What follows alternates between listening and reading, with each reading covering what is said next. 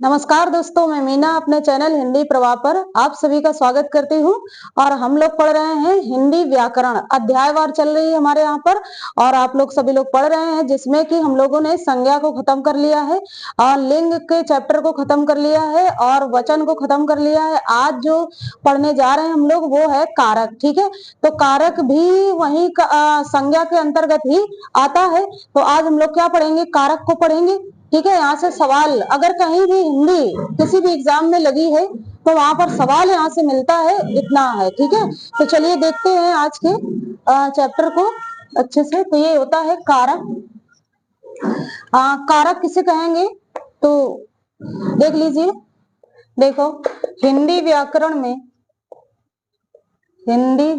में कारक को विभक्ति या इसी को क्या कहते हैं, परसर्ग। क्या बुलाते हैं, परसर्ग। अगर एग्जाम में आ जाता है कि परसर्ग कौन है, यहाँ पर वाक्य में क्या परसर्ग होगा, कौन सा परसर्ग होगा, तो आपको बताना है। विभक्ति पूछता है या फिर क्या पूछता है, वो पूछता है परसर्ग। ठीक है, ठीक है, परसर्ग भी कहते हैं। ठीक है, अच्छा आगे देखिएगा। हिंदी में कारकों की संख्या आपसे पूछेगा, तो हिंदी में कारकों की संख्या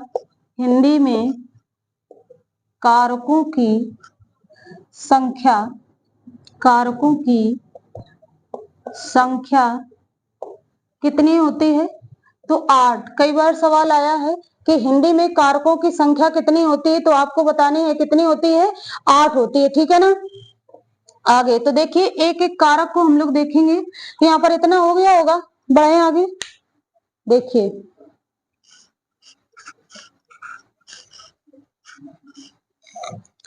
तो एक तरफ लिखो कारक, ठीक है, और दूसरी तरफ क्या होता है,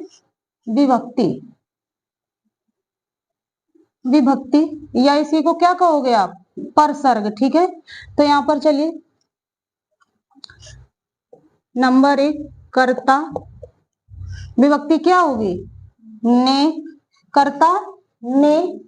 अगला देखो, कर्म को, तीसरा है कर्म को करण से। इसकी करण की क्या होती है, से होती है, या फिर इसी के साथ में आप द्वारा लिख सकते हो। क्या, द्वारा, से या फिर द्वारा। ठीक है, यहाँ पर एक सहायता के लिए कार्य करता है, आगे हम देखेंगे। तो चौथा क्या है, संप्रदान, जिसकी विभक्ति क्या होती है, के लिए। और चौथा देखिएगा, पांचवा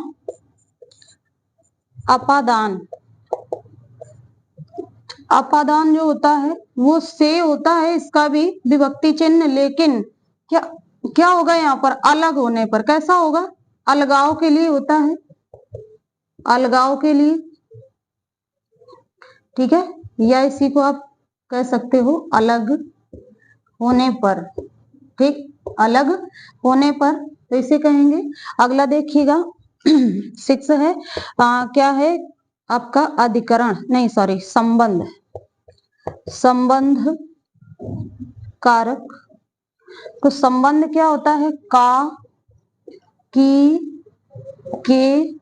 ठीक है, इस तरह से, और रा, री, रे, ऐसे आता रहता है, मतलब आएगा वाक्य में।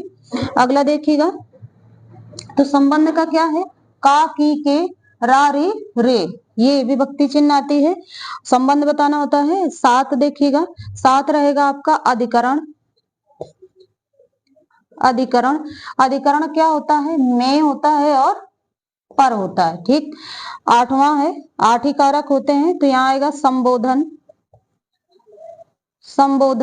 तो संबोधन किसे कहते हैं, संबोधन में विभक्ति चिन्ह क्या लगेगा, जैसे अचानक से कोई आ जाए तो हे, हाय, अरे, है, तो इस तरह से इन शब्दों का उच्चारण जो होता है, संबोधन कारक का अगर उच्चारण कहें तो अचानक ही होता है। किसी अब जा रहे थे कहीं से बदबू आ गई, छी छी छी है ऐसे, और कोई जो पास ना होने वाला हो और वो पास हो जाए, अरे ये तो पास हो गया। तो संबोधन में क्या होता है कि हे, अब जैसे बोल दे हे राम है तो ये हाय, हाय भी यही आता है, अरे, छी छी, इस तरह से संबोधन में ही ये सब आता है। तो ये विभक्तियां, इसके बाद हम लोग क्या करते हैं, इस चिन्ह का प्रयोग जरूर करते हैं। ये चिन्ह कौन सा होता है, विस्मयादिबोधक का चिन्ह होता है।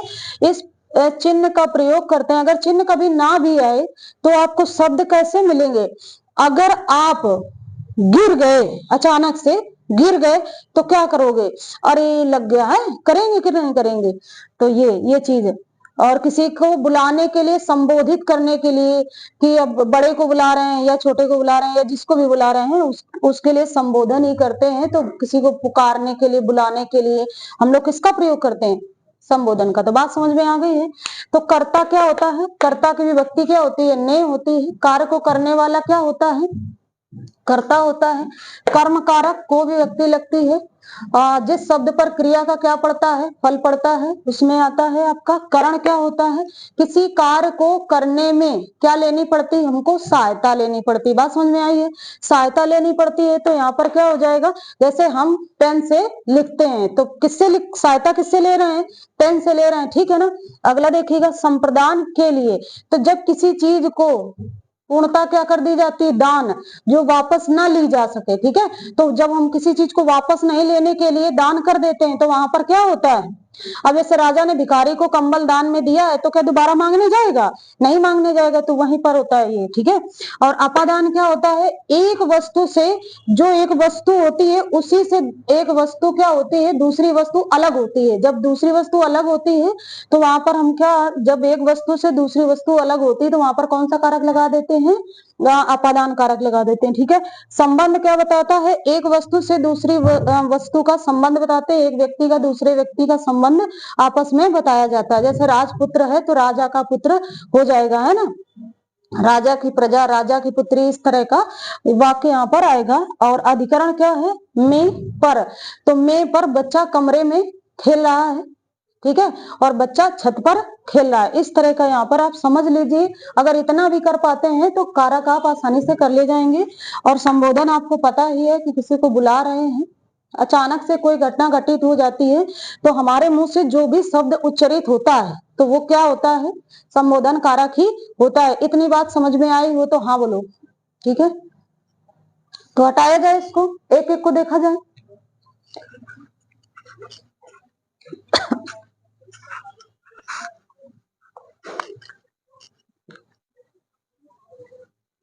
देखिएगा, कर्ता कारक, कर्ता कारक, ठीक है। तो कर्ता कारक क्या होता है, जो कार्य को करता है ना, जो कार्य को करता है वही क्या होता है, वही क्या होता है, कर्ता कारक होता है, ठीक है। जो कार्य को करता है उसी में कर्ता कारक होता है, उसी में कर्ता कारक होता है, ठीक है। तो चलिए देखिएगा, इसमें विभक्ति कौन सी लगेगी, विभक्ति कौन सी लगेगी, विभक्ति की अगर बात करता है तो क्या होगा, ने होगा। विभक्ति कौन होगी, ने होगी। तो देखिए इधर, जैसे जैसे देखो उदाहरण देखिए, राम ने खाना खाया, ऐसा मान लेते हैं, राम ने खाना खाया। तो राम ने खाना खाया, तो कौन सा कारक दिख रहा है तुमको, राम ने एक कार्य किया है, कौन सा कार्य किया है, खाना खाने का किया है। तो किया किसने, किसने किया है, राम ने ही किया है। तो एक चीज ध्यान रखना, पूरे कारक आपको अच्छे से आ जाएंगे। आप क्या करेंगे, जहां भी विभक्ति मिलती है, जहां भी कारक चिन्ह मिलता है, जिस भी जगह, जैसे ये कारक चिन्ह है, ध्यान रखना, ये कारक चिन्ह है, इसके जस्ट पहले वाले शब्द में क्या होता है, वही शब्द में कारक जुड़ता है। मतलब अगर कर्ता के बाद तुरंत ने आया है तो ये किस कर्ता कारक कौन है, कारक कौन है कर्ता, राम है कि नहीं। हाँ, तो पूरे कारक आप पढ़ डालिए, उसमें जिस भी शब्द के बाद विभक्ति लगी हो या विभक्ति के जस्ट पहले वाले शब्द में क्या होता है, कारक होता है। ठीक है, चाहे वो संबंध हो, अपादान हो, संप्रदान हो और अधिकरण हो, इससे मतलब नहीं है। ठीक है, कोई भी कारक हो तो विभक्ति के जस्ट पहले वाले शब्द में क्या लगता है, आपका कारक होता है। इतनी बात समझ में आई है, बहुत बढ़िया। ठीक है, अच्छा एक चीज यहाँ ध्यान दो कि यहाँ पर कभी विभक्ति दिखती है और कभी विभक्ति नहीं दिखती है। तो दो चीजें, एक चीज आप याद रखिए कि विभक्ति हमेशा भूतकाल में ही तुम्हें दिखेगी। कहाँ दिखेगी, भूतकाल में। कि जैसे राम ने खाना खाया है, खाया, तो ये क्या हो जाएगा, यहाँ विभक्ति दिख रही है। अब यही चीज देखो, जैसे राम खाना खाता है, राम खाना खाता है, जब राम खाना खाता है तो यहाँ पर विभक्ति दिखी है, नहीं दिखी है, लेकिन क्या है, कारक कौन सा है, कारक तो करता ही है कि नहीं। अगर यही प्रयोग करते राम ने खाना खाता है, कितना खराब लगता देखने में, सुनने में और बोलने में, लेकिन ये ऐसा वाक्य सही नहीं होगा। तो यहाँ पर क्या होगा, विभक्ति दिख नहीं रही है, मतलब विभक्ति कहाँ लगी हुई दिखेगी आपको, वो चीज हम बता रहे हैं। कर्ता तो कारक ही है, लेकिन प्रयोग हमारा गलत हो जाएगा अगर यहाँ पर क्या लगा देते हैं, ने लगा देते हैं। और इसी तरह से अगर हम लोग बात करें भविष्य काल की, तो कहते राम ने खाना खाएगा, तो क्या ऐसा होगा, नहीं, राम खाना खाएगा। तो भूतकाल और भविष्य काल और वर्तमान काल में अगर हम देखें कि कर्ता कारक में विभक्ति हमको कहाँ दिखेगी, कारक सब जगह होगा, कर्ता ही, लेकिन विभक्ति कहाँ दिखेगी, तो विभक्ति आपको कहाँ दिखेगी, वो दिखेगी आपको भूतकाल में, वर्तमान में नहीं दिखेगी। तो ये वर्तमान में क्या है, विभक्ति नहीं दिखेगी, तो इतना पहचान के लिए अच्छा है, यहाँ विभक्ति नहीं दिखती है। और जैसे लिखो राम खाना खाएगा, तो यहाँ भी क्या नहीं दिख रहा है, ये कौन सा काल है, भविष्य है, तो यहाँ पर विभक्ति नहीं दिख रही। बात समझ रहे हैं, विभक्ति यहाँ पर नहीं दिख रही, लेकिन कारक कौन सा है, कारक हमेशा कौन सा होगा, कर्ता ही होगा। तो इतनी बात समझ में आई है, कर पाएंगे ऐसा, बिल्कुल। तो हटाया जाए इसको, तो ये था कर्ता कारक। ठीक है, आगे देखिएगा, हटा लें।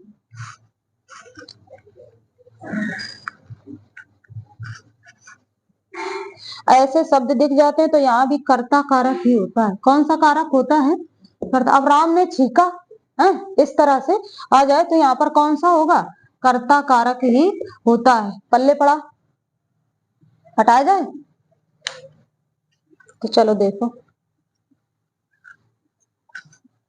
अगला, अब देखो कर्म कारक, नंबर 2 कर्म कारक तुम्हें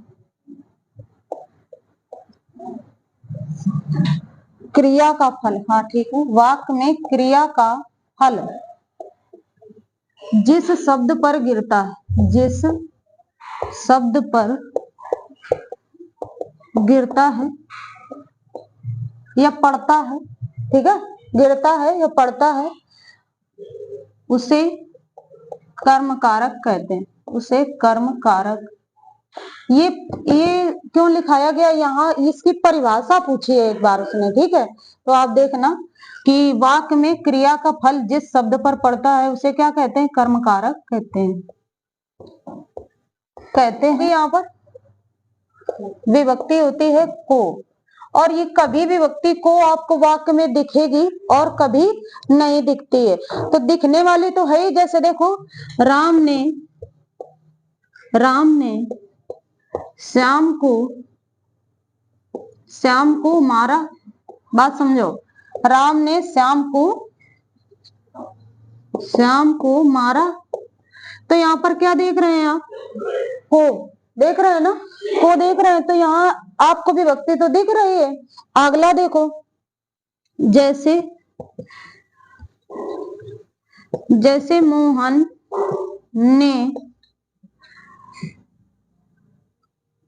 ने, हाँ ठीक है, मोहन ने सेब खाया, मोहन ने सेब खाया। ठीक है, क्या लिखा है, मोहन ने सेब खाया। तो यहाँ पर देखो किसको खाया है, सेब को। तो यहाँ को निकल गई भी व्यक्ति की नहीं, तो आप प्रयोग भी कर सकते हैं, कर सकते हैं। तो यहाँ पर क्या कर लेंगे, तो यहाँ को जो विभक्ति है वो कैसी है, छिपी हुई है कि नहीं है, ये क्या है, छिपी हुई विभक्ति है यहाँ पर। तो कभी विभक्ति दिखती है, चिन्ह दिखता है, और कभी नहीं दिखता है, आ रहा है। ठीक है, तो इस तरह से अगर आता है आपको तो कर्म कारक कर लेंगे। कुछ चीजें हैं जो आप पहचान सकते हैं कि इसमें कर्म कारक होगा या नहीं होगा। तो देखिएगा, इतना हटाया जाए। हाँ, तो देखो, जैसे तुमने संस्कृत में पढ़ा है आप लोगों ने, अविता परिता समया निक्सा हा प्रतियोगी अपि, एक सूत्र पढ़ा था, अविता परिता समया निक्सा हा प्रतियोगी अपि। तो उसमें क्या होता है कि कर्म कारक की क्या होता है, सूत्र होता है। तो वहां अविता मतलब क्या होता है और परिता मतलब क्या होता है, अविता दोनों ओर, परिता चारों ओर। बात समझे। तो आपको एक शब्द पकड़ना है, क्या, और, क्या पकड़ना है, और। जिस भी वाक्य में अगर आपको मिल जाता है और शब्द लगा हुआ, अब और कैसे लगा हुआ होगा, जैसे देखो ऐसे लगा होगा, दोनों ओर। ठीक है, दोनों ओर, ध्यान से देखो, दोनों ओर, चारों ओर, चारों ओर, इस तरह से अगर आता है वाक्य में, ये क्या है, ये पहचान है कि अगर ऐसे भी शब्द लगे हैं तो वाक्य में कौन सा कारक करना है, कर्म कारक ही करना है। तो और ये सूत्र वही बताता है, लेकिन हिंदी में आप ये इतना जान लीजिए, ठीक है, कि अगर दोनों ओर, चारों ओर, पांचों ओर कुछ भी संख्या लगी हो, तो आप हिंदी में तो कुछ भी संख्या लगी होगी, लेकिन वहां पर जो होता है वो दोनों ओर, चारों ओर ही हम लोग पढ़ते हैं। ठीक है, तो जैसे देखो विद्यालय, एग्जाम्पल देखो, विद्यालय, विद्यालय के चारों ओर, चारों ओर पेड़ हैं, कर लेंगे, पेड़ हैं। तो विद्यालय के चारों ओर और पेड़ हैं।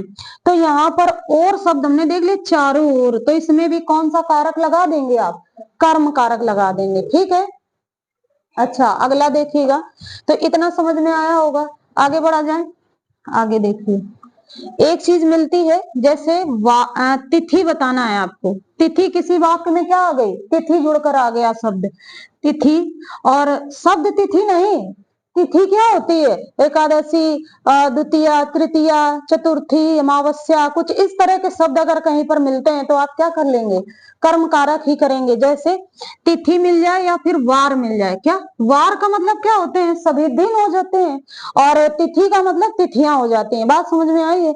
जैसे, जैसे वह एकादशी, ऐसा मान लो, एकादशी को व्रत करता है, व्रत करता है। बात समझना, वह एकादशी को व्रत करता है। तो यहाँ तो आपको को खुद ही मिल गया है, लेकिन वैसे भी अगर ना भी मिले ना, या वह एकादशी व्रत करता है, आ जाएगा, ऐसा आ सकता है ना, इसको भाई हटा दो, वह एकादशी व्रत करता है, तब भी आपका क्या हो जाएगा, कौन सा कारक हो जाएगा, कर्म कारक हो जाएगा। जैसे पिंकी, जैसे पिंकी सोमवार को आएगी, सोमवार या मंगलवार कर ले, कुछ भी वार आपके समझने के लिए है, मंगलवार को आएगी, को आएगी। तो ये मानकर चलिए क्या, कि आपको वार और तिथि मिल जाता है, तो कौन सा कारक कर लेंगे, कर्म कारक कर लेंगे, कर पाएंगे। क्या देखा है आपने, कर्म कारक मोस्ट है, कर्ता से कभी बहुत ही कम है जो सवाल आ जाए, यहां से आता है सवाल। क्या क्या देखा है, वाक्य में क्रिया का फल जिस भी शब्द पर पड़ता है या गिरता है, वहां पर कौन सा कारक होता है, कर्म कारक होता है। बात समझ में आई है। दूसरी चीज हमने देखी है कि कहीं पर विभक्ति हमको को दिखती है और कहीं पर विभक्ति हमको को नहीं दिखती है, इतनी बात समझ में आ गई। दूसरी बात हमने क्या बताया है कि कहीं भी अगर दोनों ओर, चारों ओर, तीनों ओर इस तरह के शब्द जुड़े हुए मिल जाते हैं तो कारक कौन सा होता है, कर्म कारक ही होता है। तीसरी बात क्या बताई है कि वार अगर लिखा है, वार के नाम लिखे हैं और तिथियों के नाम लिखे हैं, यहाँ पर विभक्ति हो या ना हो, क्या है, विभक्ति हो या ना हो, आप कौन सा कारक कर लेंगे, कर्म कारक कर लेंगे। समझ में आया, बहुत बढ़िया। हटा दें इसको। अच्छा,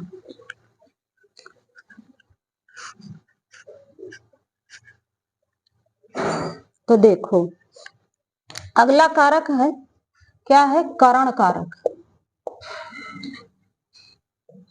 करण कारक, करण कारक क्या होता है, इसकी विभक्ति की अगर बात करें तो विभक्ति क्या होती है, से और द्वारा, है, से और द्वारा होती है विभक्ति। सॉरी, तो से और द्वारा क्या होती है, विभक्ति होती है।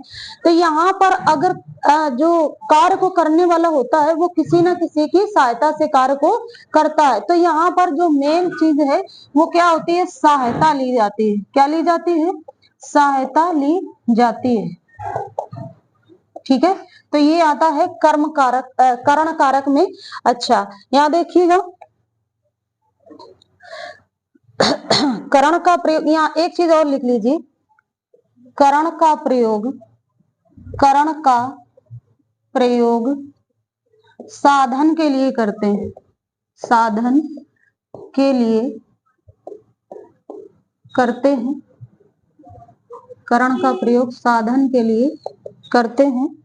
ठीक है, हाँ, तो देखो अब जैसे उदाहरण देखा जाए, उदाहरण देखिएगा, उदाहरण क्या होता है, जैसे अभी हमने देखा था, राम ने रावण को बाण से मारा, बाण से मारा। ठीक, राम ने रावण को किससे मारा है, बाण से मारा है। तो शायद राम ने रावण को मारने में किसकी सहायता ली है, बताइए, किसकी सहायता ली है, बाण की सहायता ली है। तो अच्छा देखिए, और एक चीज अभी बताते हैं अच्छा सा, कि कारक को कैसे पकड़ना, कुछ भी ना आए तो देख लेना, बस आपको क्या होनी चाहिए, विभक्तियां याद होनी चाहिए, बात समझ में। तो देखो ये ये तो राम ने, यहाँ तो क्या हो जाता है आपका कर्ता कारक, एक से अधिक भी तो कारक मिलते हैं एक वाक्य में, बिल्कुल। तो देखिए अब ये रावण को, तो यहाँ क्या हो गया है, कर्म कारक है, कर्म कारक है। और अगर यहाँ की बात करें तो ये क्या है, करण कारक है। अच्छा, अब तुम हो गए हो परेशान, आप लोग क्या हो गए हैं, परेशान हो गए कि भैया इसमें तो तीन तीन कारक, हम करें क्या, होता है कि नहीं, इसमें तो तीन तीन कारक है, हम उत्तर क्या दें। तो हमने क्या बताया है कि जब भी विभक्ति से जो पहले शब्द होता है उसमें हमको कारक लगाना होता है, लेकिन जब एक से अधिक, एक बड़ी पहचान है, एक से अधिक जब हमें वाक्य में विभक्तियां मिल जाएं, कारक दिखे कि एक से अधिक है, तो आप पीछे से चलना, कहां से चलेंगे, पीछे से, समझ में आएगा, यहां से चलना ऐसे, और जहां भी आपको पहले क्रिया के बाद, क्रिया के पहले, जो मतलब क्रिया से पहले अगर कोई भी विभक्ति जो भी मिलेगी आपको, वही कारक आप कर देना, काम खत्म। ठीक है, हो जाएगा। जब एक से अधिक कारक होता है तो पीछे से चलना, जो पहले विभक्ति मिल जाए वही कारक आपको वहां पर लगा देना है। ठीक है, समझ में आएगा, कर पाएंगे ऐसा, भाई इस वाक्य में हम कर्म तो बता नहीं सकते हैं, बता सकते हैं क्या, नहीं, और कर्ता भी नहीं बता सकते हैं, लेकिन आप ये वाले ट्रिक लगा लेना, ये वाला अगर लगा लेंगे तो कारक कभी गलत नहीं होगा, जो भी कारक आपसे पूछा जाएगा वो आप आसानी से इसको हल कर पाएंगे। पीछे से चलना, जो पहले विभक्ति चिन्ह मिल जाए वही कारक। अब आप ये देखिएगा कि इसको पहचानने के लिए तो आपको विभक्ति याद करनी पड़ेगी, और विभक्तियों को याद ही करना पड़ता है, तो याद ना हो तो इनको याद कर लीजिएगा। ठीक है, सवाल मिल जाएगा अच्छे से। आगे देखिएगा, जैसे अगला पॉइंट, अगला उदाहरण देखो, राम साइकिल से घर जाता है, घर जाता है, घर जाता है। ठीक है, तो राम साइकिल से घर जाता है, तो हम लोगों ने क्या कर लिया, यहाँ तो हमें सीधे दिख रहा है कि कारक कौन सा है, करण कारक है, बात समझ में आई, कर पाएंगे ऐसा। ठीक है, अच्छा, और चीजें यहाँ क्या देखनी है, देखो, और यहाँ पर देखना है आपको जरूरी चीजें जो आप मिलेंगी यहाँ पर, हटा दें इसको, हटा दें, ठीक है, आगे देखो। यहाँ देखिए एक आता है अंग विकार। क्या आता है? अंग विकार। अंग विकार का मतलब क्या होता है कि जो अंगों में विकार हो, कोई काना हो, लंगड़ा हो, ठीक है, और बहरा हो। तो यहाँ पर जब वही तो है, अंगों में क्या है? विकार है। अगर अंग सही है तो ना ही बहरा होगा, ना ही काना होगा, ना ही लंगड़ा होगा ऐसा कहीं? तो जब अंग में विकार जहाँ होता है वहां भी कौन सा कारक होता है?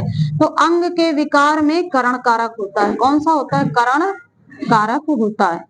ठीक है, अंग के विकार में करण कारक होता है। जैसे रमा आंख से अंधी है, ठीक है, अंधी है। तो रमा आंख से कैसी है? अंधी है। और मोहन पैर से लंगड़ा है, लंगड़ा है। अरे रुकना, लंगड़ा है, ठीक है। मोहन पैर से लंगड़ा है और सोहन जो है वो कान से बहरा है। इस तरह से कर सकते हो, सोहन कान से बहरा है। ठीक है, करण कारक समझ में आया होगा। बिल्कुल, आगे बढ़ा जाए तो देखो अगला देखिएगा। चौथा है आपका संप्रदान। संप्रदान कारक। संप्रदान कारक विभक्ति क्या होती है इसकी? विभक्ति आपको मिलेगी जो कि मिलती है के लिए, के लिए मिलती है। और इसमें को भी मिल जाता है, कहीं कहीं पर क्या मिलता है? को। लेकिन इस को का अर्थ जो देखते हैं वहां पर वो के लिए ही होता है। ठीक है, को दिखता जरूर है लेकिन अर्थ किसमें जाता है? के लिए में जाता है। तो जहां पर देखिएगा, जिसके लिए, जिसके लिए कोई वस्तु, कोई वस्तु दान दी जाती है, दान दी जाती है, जिसके लिए कोई वस्तु दान दी जाती है। तो दान, दान ये क्या है? संप्रदान है। दान संप्रदान, इतना याद रखो, दान संप्रदान। तो जहां पर कोई वस्तु किसी को क्या दी जाती है? दान दी जाती है, कभी ना लेने के लिए। ठीक है, तो वहां पर कौन सा कारक होता है? संप्रदान कारक होता है। जैसे राजा ने, राजा ने भिखारी को, राजा ने भिखारी को कंबल दिया, दिया। तो अब देखो यहाँ पर क्या मिला है आपको? को मिला है, लेकिन विभक्ति प्रयोग कौन सी होगी? राजा ने भिखारी के लिए क्या दिया है? कंबल दिया है। तो यहाँ पर दोबारा से मांगने जाएगा क्या वो? नहीं, कि भिखारी भैया आप हमारा कंबल दे दो, इतने दिन बहुत ओढ़ लिया, ऐसा तो नहीं करेगा। तो ये क्या हो जाएगा? यहाँ पर को है लेकिन ये किसके लिए है? के लिए ही प्रयोग किया गया है। जैसे रमा भाई के लिए मिठाई लाती है ना? मिठाई लाती है या लाई है? लाती है। तो यहाँ तो तुम्हें खुद ही दिख रहा है कि कौन सी विभक्ति है? के लिए है। ठीक है, पापा ने बच्चे को खिलौना दिया, खिलौना दिया। तो कुछ दिन बाद पापा क्या कहेंगे? बच्चे अब तुमने बहुत खेल लिया, हमें दे दो खिलौना, ऐसे तो नहीं करेगा। तो ये दोबारा से कोई चीज ना मांगी जाए तो उसको क्या होता है? यहाँ पर आ जाता है आपका संप्रदान कारक। क्लियर हो गई बात? ठीक है। अच्छा, यहाँ पर चीजें कुछ हैं जो कि आपको देखनी है, तो इतना हटा दे, फिर देखिएगा कि अगर कहीं पर इनमें से कोई शब्द आता है तो आपको संप्रदान कारक करना है। जैसे, जैसे देखिएगा पहचान के लिए शब्द हैं जो कि आते हैं तो संप्रदान ही करना है। जैसे अगर वाक्य में मिलता है आपका वास्ते, क्या मिलता है? वास्ते मिल जाता है, हित मिलता है, या फिर मिलता है निमित्त, निमित्त मिलता है। तो यहाँ पर क्या करते हैं हम लोग, इन शब्दों से पहचान जाएंगे कि यहाँ पर कारक कौन सा होगा।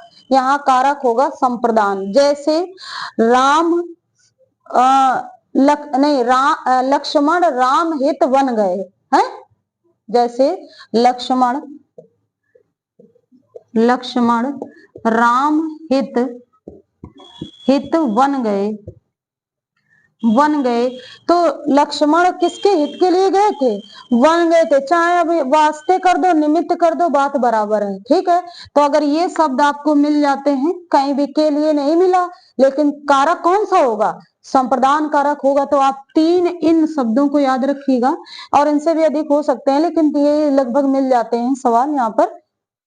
ठीक है, तो चलिए देखिएगा। हटा दें।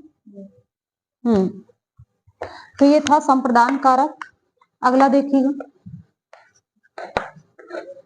अपादान। यहां से सवाल तो बहुत आते हैं। 5वां कारक है आपका अपादान। अपादान कारक, अपादान कारक क्या कहता है कि यहाँ पर विभक्ति क्या लगेगी? विभक्ति लगती है से, और कैसा होगा? अलग, या अलगाव के लिए अलग होने पर। हाँ, विभक्ति लगती है अलग होने पर। ठीक है, तो देखिएगा, जहां पर किसी वस्तु से कोई वस्तु अलग होती है, अलग होती है,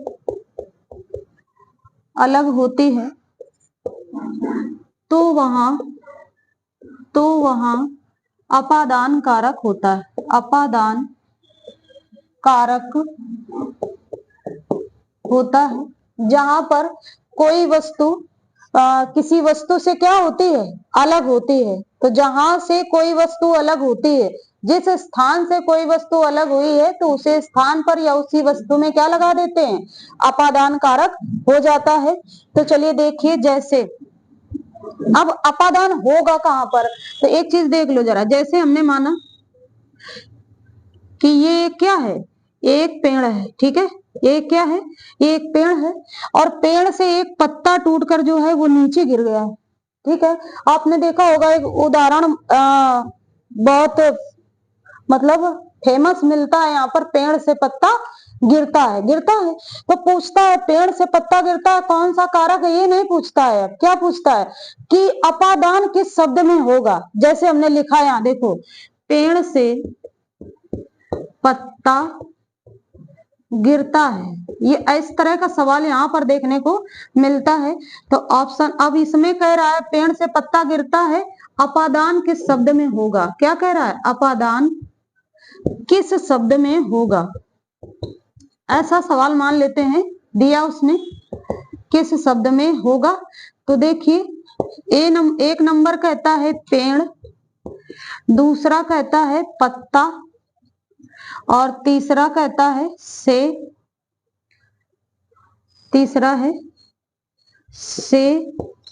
और चौथा कह रहा है। ठीक है, मान लेते हैं कुछ इस तरह से एग्जाम्पल आपके सामने आते हैं ऑप्शन। ठीक, तो अब आपको आप क्या बताएंगे कि अपादान, वो क्या पूछ रहा है? अपादान किसमें है, किस शब्द में अपादान होगा? ऐसे क्वेश्चन देखने को मिल रहे हैं। ठीक है, तो आपसे पूछेगा अपादान किसमें होता है, तो हम बता रहे हैं, उसके बाद ऑप्शन को करिए। क्या करेंगे कि ये जैसे पेड़ है, और पेड़ से एक टूट कर क्या गिरा है? पत्ता गिरा है। तो हमने क्या बताया है? जिस शब्द से या जिस वस्तु से कोई दूसरी वस्तु अलग होती है, मतलब एक वस्तु है, उससे कोई वस्तु क्या हुई? अलग हुई। तो जिससे अलग होती है उसी में अपादान होता है। जिससे अलग होती है उसी में क्या होता है? अपादान होता है। तो यहाँ पर पत्ता किससे अलग हो रहा है? बताओ, पेड़ से हो रहा है, तो अपादान भी कहाँ होगा? पेड़ में होगा, बहुत सही। ठीक है, तो ऑप्शन नंबर क्या हो जाएगा सही? ठीक है, बिल्कुल समझ में आया होगा, कर पाएंगे, बिल्कुल कर लेना है। हाँ, मुंडी ना हिलाओ, बढ़े आगे।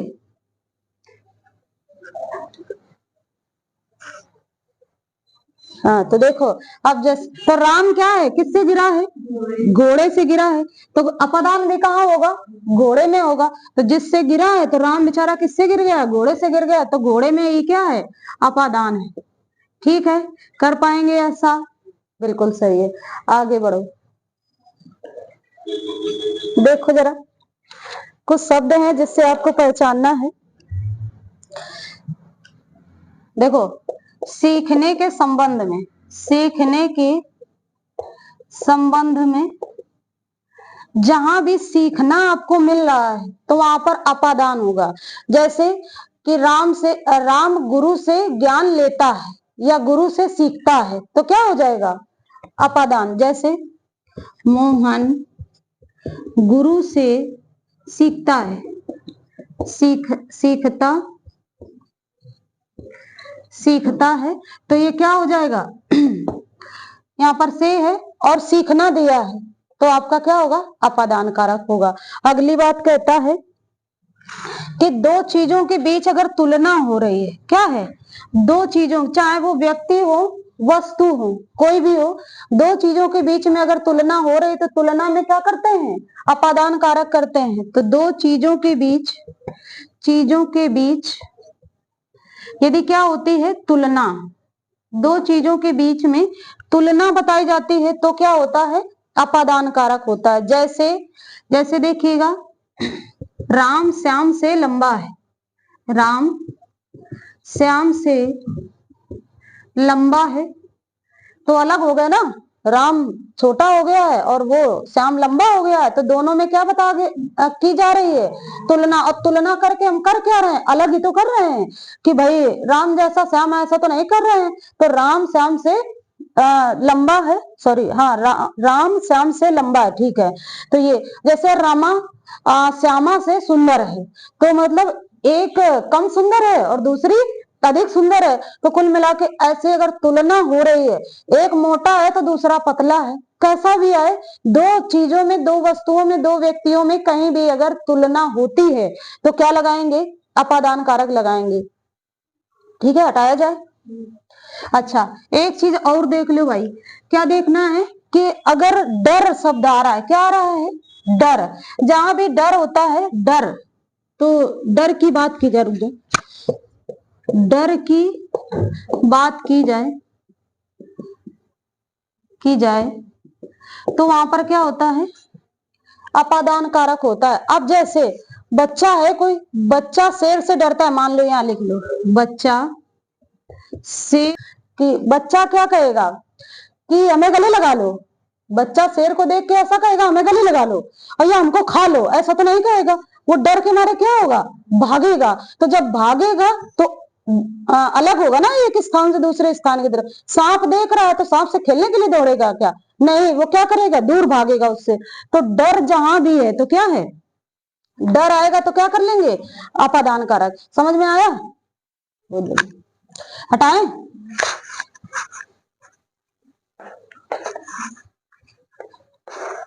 आगे देखो, अधिकरण, सॉरी, संबंध। कितना? 5 हो गया था ना? 6। संबंध कारक। संबंध कारक क्या होता है कि संबंध बताता है भाई, दो वस्तुओं के बीच में क्या बताता है? दो वस्तुओं के बीच संबंध बताता है, के बीच संबंध बताता है। और यहाँ होता क्या है? विभक्ति क्या होती है? विभक्ति होती है आपकी का, की, के, ठीक है, रा, री और रे, ऐसा जहां भी विभक्ति आती है तो हम लोग क्या करते हैं? जैसे ये मेरी कार है, तो री जुड़ा है कि नहीं? कार है तो कौन सा कारक है? री जुड़ा है, तो यहाँ संबंध कारक होगा। जैसे राजा की राजा की प्रजा सुखी है, यहाँ देखो सुखी है, तो कौन सा कारक है? संबंध कारक। इसमें ज्यादा कुछ नहीं होता है। ठीक है, आगे बढ़े,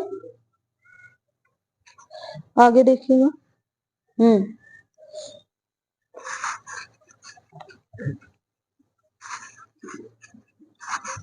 अगला देखो, अधिकरण।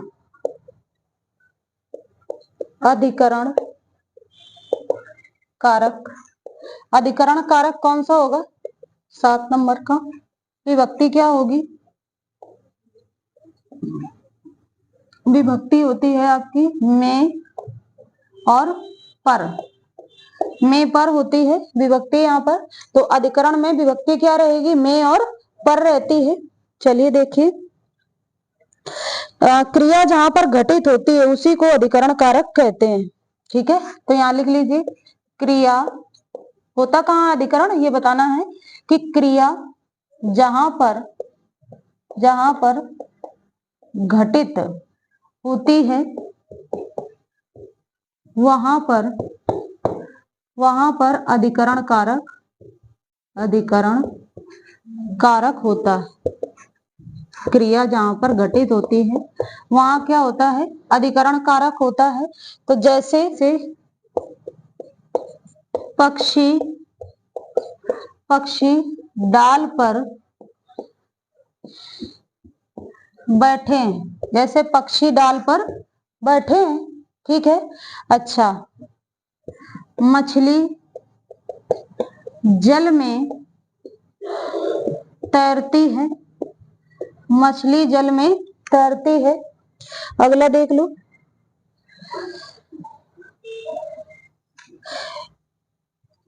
ये अगर इसकी विभक्ति नहीं है तो एक एग्जांपल लिखो, जैसे वह। कभी कभी विभक्ति दिखती है, कभी कभी नहीं दिखती है। तो देखिए, वह द्वार भीख मांगता है, वह द्वार भीख मांगता है। तो अब ये क्या करोगे? वह द्वार भीख मांगता है, तो क्या लगाएंगे? को तो लगाएंगे नहीं, के लिए तो लगाएंगे नहीं। वह द्वार पर क्या करता है? भीख मांगता है। बात समझे? तो ये चीजें हैं। तो यहाँ पर क्या हो जाएगा आपका? अधिकरण कारक होगा। ठीक है, अगला देखिएगा। और जिस भी विभक्ति के पहले वाले शब्द में ही मछली कहाँ तैरती है? जल में। और पक्षी कहाँ बैठे हैं? डाल पर। ठीक है, और वह भीख कहाँ मांगता है? द्वार पर। ठीक है, तो में पर अगर आता है तो क्या कर लेंगे? आप कर लेंगे अधिकरण कारक। समझ में आया है? बहुत बढ़िया। ठीक है,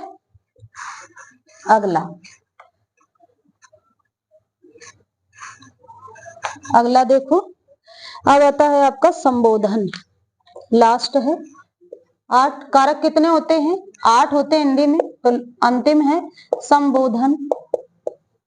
संबोधन कारक। ठीक है, तो संबोधन कारक जो होता है इसकी विभक्ति क्या होती है? जैसे हे, यहाँ विभक्ति क्या होती है? हे, इस तरह से, हाय है, और अरे। ठीक, ऐसे आपको देखने को मिलते हैं शब्द जहां पर क्या होता है? संबोधन कारक होता है। ठीक है, संबोधन में क्या होता है? जब कोई शब्द अचानक आ जाए तो वहां पर संबोधन कारक होगा। जैसे अब उठ रहे हैं, बुढ़ापा शरीर है बेचारे का, नहीं उठ पा रहा है, कहेगा हे राम, तो करता है। तो हे राम बोला है तो कौन सा कारक प्रयोग किया है उसने? संबोधन कारक। ठीक है, तो जैसे देखो, हे राम है, हे राम, ये इस तरह से, तो क्या हो जाता है? हाँ, ये हे राम, ये चीज। ठीक है, हे राम, हे भगवान, हे भगवान, हे भगवान। अक्सर बूढ़े लोग जो उठते बैठते रहते हैं ना, या चलते हैं, या जो भी है, तो क्या बोलते हैं? ऐसे शब्दों का प्रयोग वो करते हैं। आगे देखिएगा, अरे पप्पू पास हो गया, भाई पप्पू लिख लो, नहीं छोड़ दो पप्पू का। अरे राम पास हो गया, तो ये भी क्या है? संबोधन कारक है। छी छी, छी छी, छी छी, कितनी बदबू है, कितनी बदबू है। तो आप क्या कर लेंगे यहाँ पर, बदबू है, छी छी, कितनी बदबू है। तो यहाँ भी क्या होगा, संबोधन कारक ही होगा। तो इतनी बात समझ में आई है, आई है कि नहीं आई है। कारक में कहीं पर दिक्कत हो तो बताओ, कोई दिक्कत परेशानी तकलीफ नहीं है ना। तो चैप्टर क्लियर हुआ पूरी तरह से। तो आप लोगों को भी क्लियर होगा पढ़ने से। तो अगर क्लियर हो रहा हो, क्लास अच्छी लग रही हो, आपके लिए लाभकारी हो, तो ये जो क्लास है इसे शेयर करने का कष्ट जरूर करें। ठीक है, शेयर करें, लाइक करें, कमेंट करके हमें बताएं कि ये क्लास आपके लिए कितनी यूजफुल है। ठीक है, धन्यवाद।